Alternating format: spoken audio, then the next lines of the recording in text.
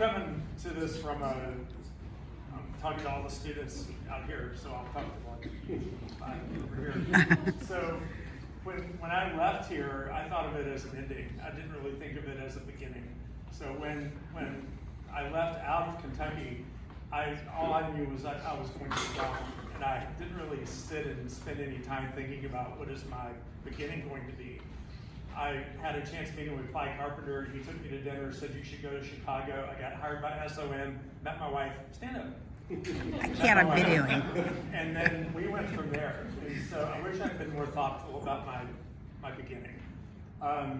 Glue yourself together. I found out along the way that everybody here is like the sum total of all your talents. It's so awesome to hear about musicians and computer science and all of the different paths that everyone took. And I think that the architecture educational mode really nails everybody down on being an architect. But I would say to students, think about all of the things that you can do and glue those things together into that broader vision of what you can actually bring. And think big. So not necessarily that you want to have a nuclear power station in your backyard, but that was another thing that I wish that I had known more about, was thinking big. And I really didn't know how to think big. I was a farm kid from Todd County, Kentucky. The biggest town I'd ever lived in was Lexington. I got sort of parachuted into Chicago and had no idea, what was going on. And it took me a long time to think about, I can actually think bigger and dream bigger, and I'll talk more about that here in a bit. I would say to students, go where it lives. I've talked to people over the years, students especially, they're like, I want to work for that guy in Denmark, or I want to go and work in Japan, or I'd love to do these things, but that's beyond my reach. No, that's beyond your reach. All of these things are possible. There's a pathway to it. There's a pathway to actually do those things, and the key to it is going where it lives. This is Caltrans in LA. This is Amorphosis building. They were my favorite firm when I was an undergrad student, and I still have the rejection letter that was comments. Own your superpower. So the other thing is, we all have superpowers that develop, and the thing that I realized for myself is you're not in control of your own superpowers. You have to find it. I figured out along the way, I'm good at this part. I can actually get up in front of people and talk and explain and bring people together, bring teams together, bring difficult vision to people. And once I understood that and started to focus on that, that's when I started understanding, okay, this is my path. This is what I can develop that only I can do. That's my highest and best. And it took me a long time to figure that out. But once I did, I was able to write my own story. This is a ripoff from my wife, Heidi. Heidi, stand up. Heidi always says, you own your own story, you write your own story. And it's really true. One of the things is that I think we forget is, especially in architecture, which is rough and tumble, and we've all had the struggle is real. It's difficult, but you get to actually focus on the things the narrative that you want to write for yourself.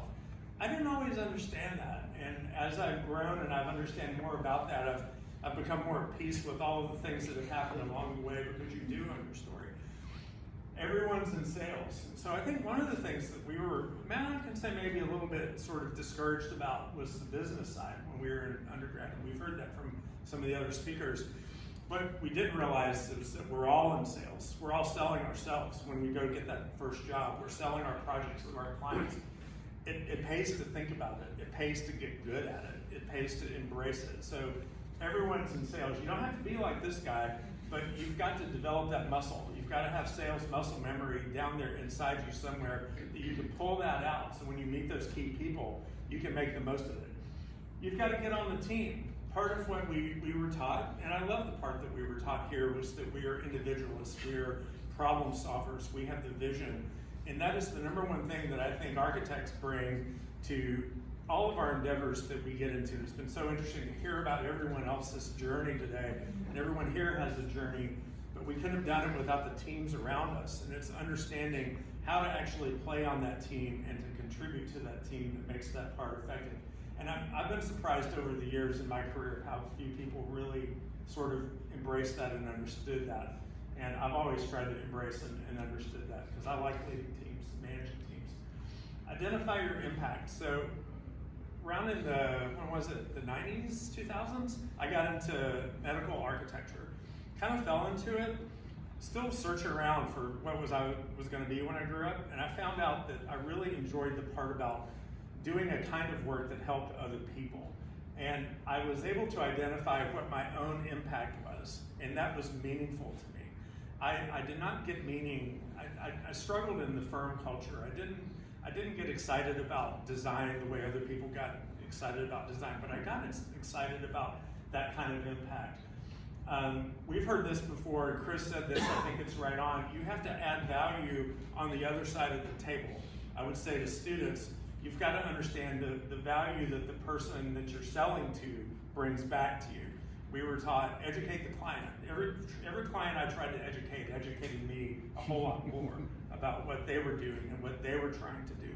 And I learned so much more about what they were giving back to me and how to add value to them. And that was, to me, as a student, I didn't understand that coming out as a student. Choose cool people. We were talking the other day, it's so important, and it was said also, to have the right people around you. We've had a couple of narratives here today about you've got to surround yourself with the right people, and it is worth more than money. Absolutely, in my experience, it's been worth more than money. I have this sort of thread of people that have gone through my life, of people that I've relied on, and we've come back to each other, we've helped each other get jobs. It's been all of this crazy story, but to me, choosing cool people is, I would say, above anything else in the work world is super important. Roll with the changes. So I was thinking about Randall. You know, you have done so. You were the visionary in understanding what the changes were going to be. I work in the tech industry. I get to see a bit into the window of some of the things that are coming. I would say to students today, and even to everyone in the room, AI is coming. The AI revolution is coming. It's going to change the way that we work, but we don't really quite understand how that's going to be yet. There's a lot of embracing of new technology and embracing of, and we're all aware of the other changes going on in the world today, and we have to embrace those things. And then part of rolling with the changes is riding cycles. I was talking to Henri a while ago. Did you have durian when you went to Singapore? So if you don't know durian, it's the Southeast Asian fruit from a tree, and it smells like death, and it's horrendous. But when they make ice cream out of it, it's ice cream that smells like death, and it's fantastic. And I thought durian is a good example of something that's really awful and really good at the same time. You've got to be able to roll with those moments. We've all had those moments where some of us are going through them today. You know, difficulties in our lives. And architecture is not an easy life. And we've talked about, you know, some of the pivots we've taken. But knowing how to ride those changes is super important. Audit yourself frequently. You've got to look at yourself and you've got to say, am I going the right direction? Am I doing the work I want to do? Am I doing the things that I want to do? It's easy to go out into your life and find a place and just sort of say, well, I've got this, I've got to stick with it, I've got to hang in here for a few years, I've got to do whatever. And then you wake up one day and you're like, this environment's kind of toxic, I don't think I'm going to get promoted, you know, I'm not working on the kind of work I want to work on. Audit. Think about yourself objectively in the third person. Am I doing what I want to be doing? And be prepared and be courageous about making those changes in your life when you make those honest audits of yourself. Work smarter, not harder. Use Randall's tools. I can't say anything else. I think that part of what we learn as architects is the passion of getting deeply involved in the work, and I think that we sometimes miss how to multiply our own forces, how to actually think farther about working smarter, not harder. I still don't do this, by the way, but I try to do this.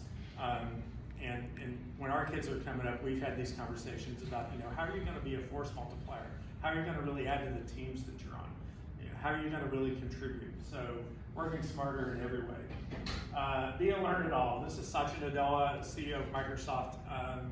I was at MS from 2015 through 2021, kind of the early Satya time. And one of the things that he had said was be a learn it all. He's like, we could be surrounded by know-it-alls, but it's so much better to be a learn-it-all. And that really made a big impression on me. I'm a student of everything that I come into contact, sometimes to a fault. I like to deep dive into everything, and well, I think I want to do this, and I want to do this. And in the context of learning everything around you about your clients, about the technology you're using, there's passion involved in learning that way. And the thing I like about the work I'm doing now is I get to learn like that. pivot smartly. We've heard good stories today about pivots that people have taken. And you have to be able, everyone will go through this, and sometimes it's the moment of, I really want to do a wholesale career change. Sometimes it's, I really want to go to my manager and talk about, I want to work on better projects. But you've got to think hard about, again, taking stock of your talents, pulling that all together, and thinking about where do I really want to go.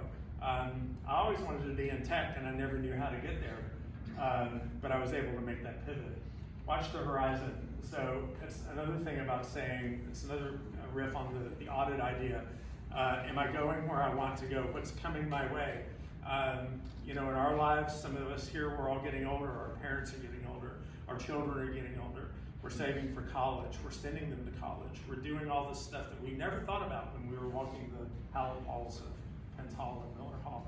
And so the thing that I didn't know when I came out of here was the importance of looking ahead and watching the horizon. And I haven't always done that. Practice gratitude. One of the things that I think has been hard for me is I haven't always been grateful for everything that I have been given. It's easy to think about the problems. It's easy to think about the issues and to hone in on difficulties. But in fact, I think, I'm really fortunate to have graduated with so many talented people and to have seen everyone's journey and everyone's travels through the last 30, 35 years. And it's just been amazing, and I'm grateful to them. I'm grateful to my wife and my family. I'm grateful for the work that I get to do, and I haven't said that enough. And when I do say that, it feeds me back. And finally, and to echo Randall's point, giving back. That's another thing that I think as architects, we tend to focus so much on the issues that we have and problems. And and at least for myself, it's been hard for me to think about how to give back.